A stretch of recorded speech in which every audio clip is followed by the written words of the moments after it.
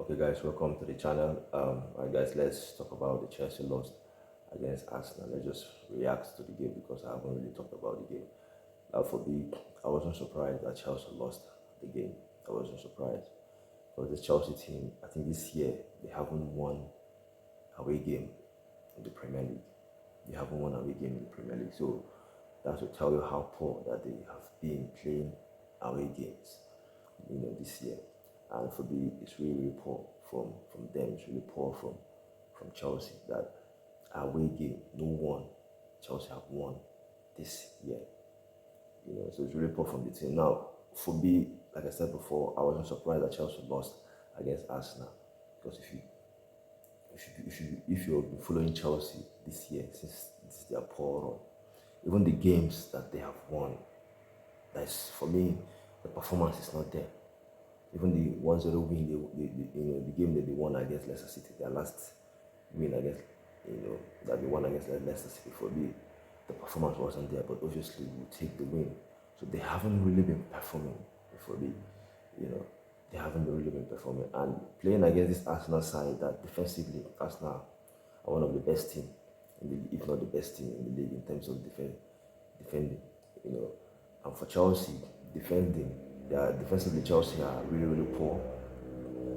Defensively they are really, really poor.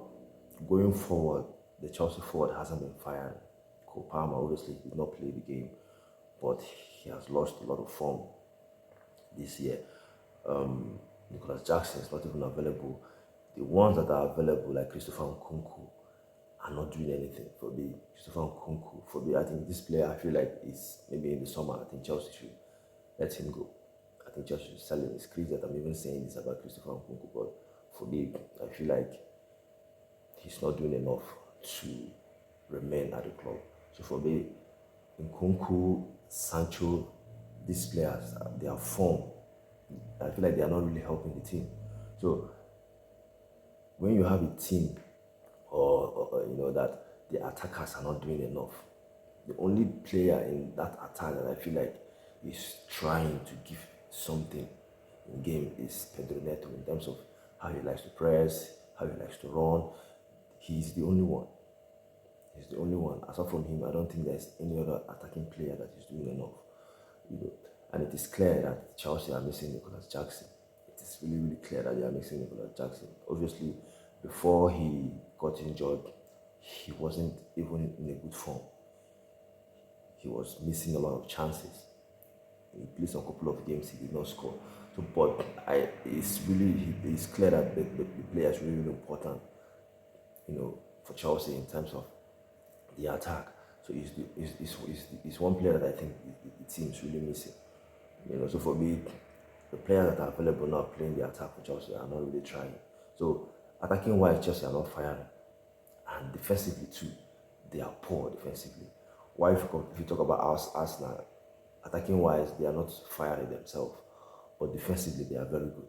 So when you check it, you will know that, and Arsenal are playing at home again. So when you check it, you will feel that Arsenal have the advantage because even if they can't score goals, but they will keep they will keep their back safe, they will defend well. But for Chelsea, they can't score and they can't even defend.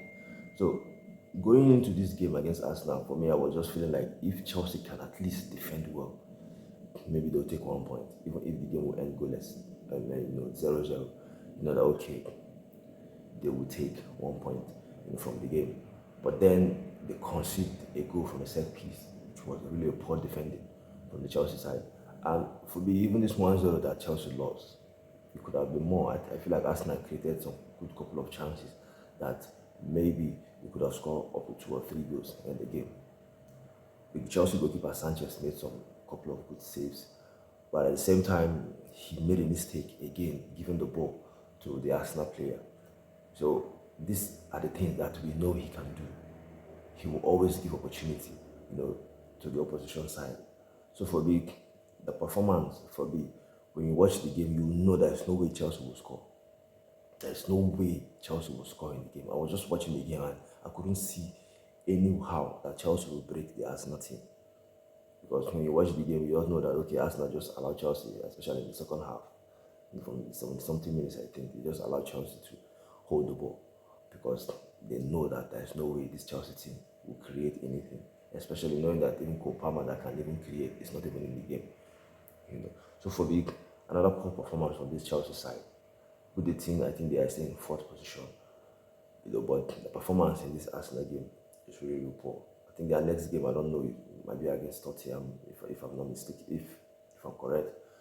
But I just hope Nicola Jackson comes back, because according to the coach, he's saying Jackson will be back after the international break. So, and as well, Madueke will be back after the international break. These players, if they can be back, they will be really, really important for Chelsea this season going forward, till the ending of the season. And yeah, it's really, really, it's clear that Chelsea are missing Nicola Jackson. It is clear that they are missing Nicola Jackson. And for Christopher Nkunku, obviously I've talked about him, but this is a player that I feel like he wasn't happy that he wasn't playing games when Jackson was available.